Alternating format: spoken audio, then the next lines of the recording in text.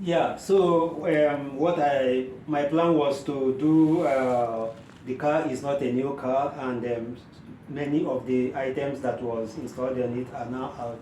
They are now outdated, and I'm just trying to pimp the ride by trying to remove some of those things or put some additional stuff into it to make it look a little bit trendy. So that's what I'm trying to do. So I have been trying to search out for some things for a very long time, but I'm doing it gradually. And I have thought that I could get some of the materials, like I don't have to drill. I'm trying to avoid drilling or cutting anything.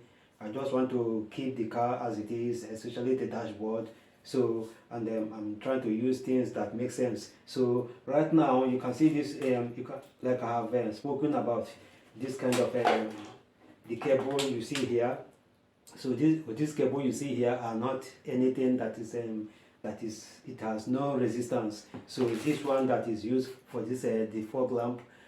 So you can see the cable. I have shown you the cable. So this is something that I made this myself. I have designed this. This is like the original relays with cables that I sourced this cable locally. So these are the cables I've picked from different directions and connected them. I have constructed my own relay. So this is the kind of harness I have designed. I'm going to use this to work with the switch that I'm trying to get now, and then with this the fog lamp. But if you look at this wire they use for this fog lamp, now you can see this single wire is supposed to be like a single wire here that is supposed to be two, and it's just like one polarity alone, and then you need the polarity A and B to be able to complete the circuit. So right now this is just like one cable which represents, I mean, two cables in one that represents only one here. So it's not going to have resistance. Is the engine is running and it is getting hot. So this cable is going to break. It will break away so easily.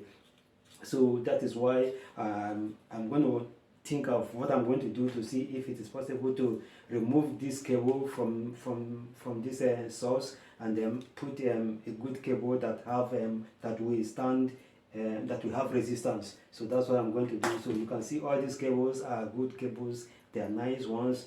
They are not like the same materials that is used in constructing all these things you see here.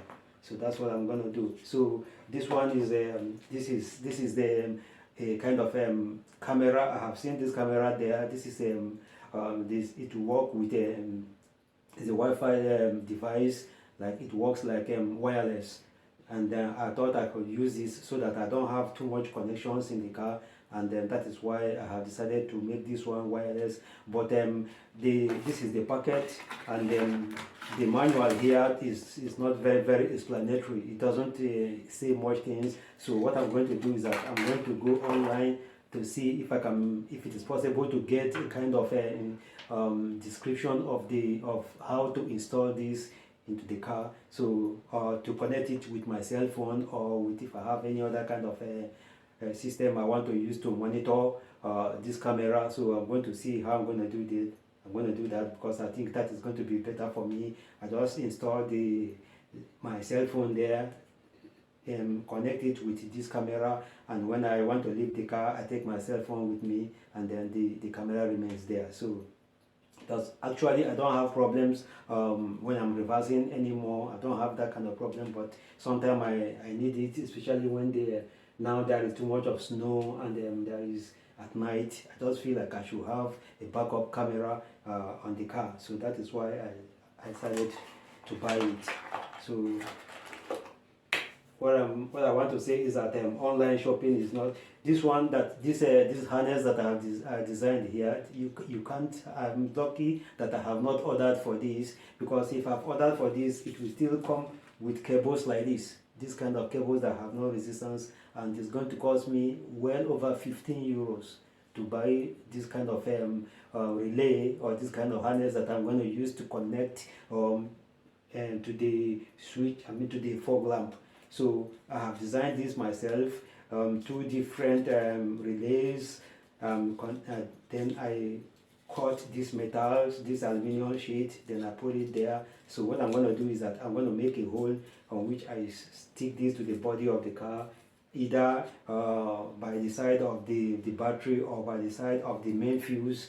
Then I can be able to do the remaining type of the job, which is good. So this is more reliable than whatever I would have decided to buy from them. So the list I am trying to compile of things that I've wanted. I just wanted to do this as a trial to see how it goes, but right now it went very badly, so I'm not going to do that anymore. I'm going to source my materials locally and then buy from them, and it is much better for me that way, so that if there is anything that I have bought from the auto shop here in Finland and I'm not satisfied with it, I take it back there. There is always a conditions for money back guarantee. I take it back, either I want another one or they give me my money back.